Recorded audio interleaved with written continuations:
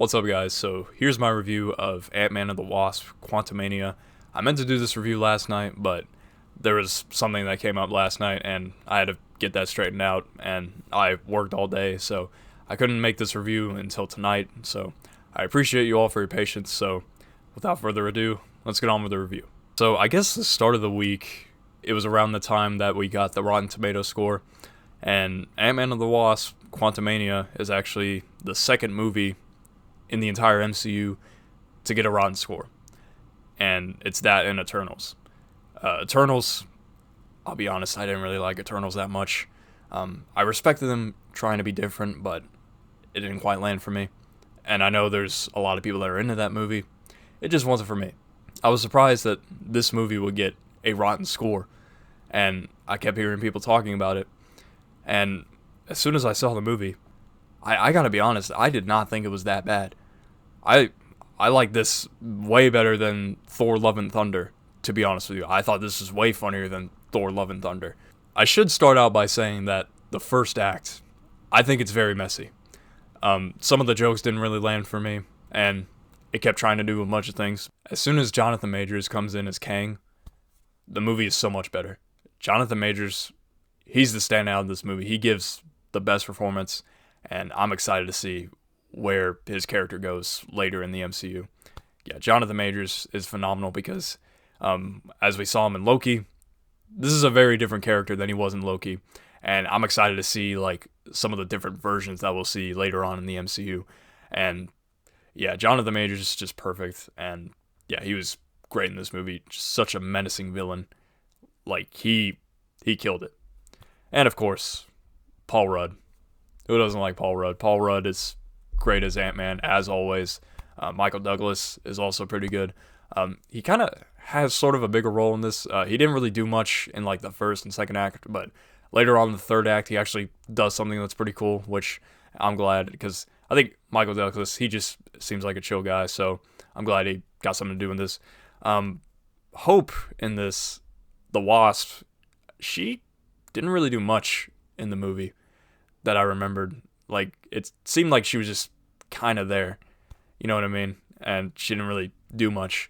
And I did like Catherine Newton as Cassie in this movie, but I really prefer Emma Fuhrmann, who played Cassie in Endgame, because I wish she came back for this, because I thought she was phenomenal in Endgame with that one scene where she's reunited with Scott, and it was one of the most wholesome moments in Endgame, and it was the first scene that I think made me cry. I cried like 4 different times during that movie, and that scene where Scott and Cassie reunite, that was the first one, and it was because of Emma Fuhrmann's fantastic acting along with Paul Rudd.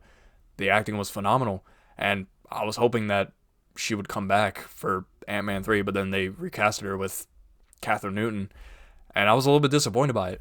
It's not that I didn't like Catherine Newton's performance. I just prefer Emma Fuhrmann because I thought she was a better actress. But yeah, that's just my take on it. I think Catherine Newton's fine. She didn't really do much in the movie that like I thought was like, holy crap, oh my gosh, she's phenomenal. But I mean, she's fine. I'll just put it that way. Michelle Pfeiffer, I thought she was really great too, as Janet. But most of her scenes are just her like, I'm not going to explain anything until like the last minute. And this movie is a lot of exposition. Like a lot of exposition where someone's like narrating something and there's a flashback. There's a lot of that in this movie. And this movie, the reviews that I remembered seeing, this gives a Star Wars vibe. And it does. As soon as they get to the quantum realm, I felt like I was watching Star Wars. This movie is very much a sci-fi movie, and that's what I like about this movie. This is probably my second favorite of the Ant-Man trilogy. Ant-Man and the Wasp, the second one being my least favorite because nothing really happened in that. And I think Ant-Man, the first one, is my favorite because I think it's very underrated. It's a good origin movie, and it's a heist movie, which I really liked. And it was a lot of fun with that movie. I actually watched it not too long ago, and yeah, it's still good. So this isn't a spoiler, but Modak is in the movie. You've seen him in the trailers, and a lot of people were not happy with the design. And when I saw it, I was like, it's great. Like, it's literally Modak. I don't know how you could make it look good, and they pulled it off. And like, it's supposed to be ugly because that's how Modak is in the comics. He's literally a floating head. It's Modak. Like, I don't know what people were expecting. It's like so weird, and they went for it. And his lines were hilarious. I thought his stuff was hilarious, and I was about to give away a spoiler, but yeah, I thought Modak was hilarious. I kind of wish that this movie was a lot more serious than the other movies. Don't get me wrong, it does have some serious moments, but at the same time, it does have some jokier moments. Like, for example, there's a character in this movie that's really obsessed with holes. Take that however you want. There is a character like that in this movie. I did think it was funny. I'm not gonna lie. Especially like in the third act, there's something that happens with that character that I thought was very hilarious. It has meme potential. I'll just put it that way. Some of the CGI really didn't work for me, and you could tell that there's some moments where they're in a green screen, like their hairline's not right, or like you see their hair, stuff like that, or like the lighting's not very good.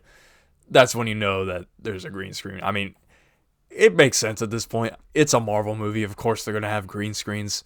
So it's really nice. It's more of a nitpick for me. This movie made me really excited with what's to come with the MCU, especially with Kang.